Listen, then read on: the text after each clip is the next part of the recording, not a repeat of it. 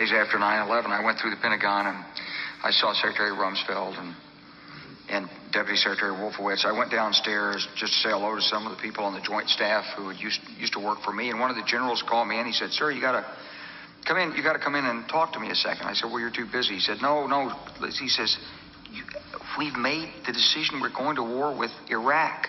This was on or about the 20th of September. I said, "We're going to war with Iraq. Why?" He said, "I don't know." He said, "I guess they don't know what else to do." So I said, "Well, did they find some information connecting Saddam to Al-Qaeda?" He said, No. He says, "There's nothing new that way. They've just made the decision to go to war with Iraq." He said, "I guess it's like we don't know what to do about terrorists, but we've got a good military and we can take down governments." And he said, "I guess if the only tool you have is a hammer, every problem has to look like a nail."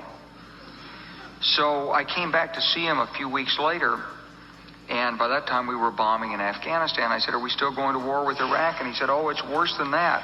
He said, he reached over on his desk, he picked up a piece of paper, and he said, I just got this down from upstairs, meaning the Secretary of Defense's office today, and he said, "This is a memo that describes how we're going to take out 7 countries in 5 years, starting with Iraq and then Syria, Lebanon, Libya, Somalia, Sudan, and finishing off Iran."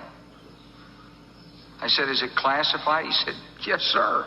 I said, "Well, don't show it to me."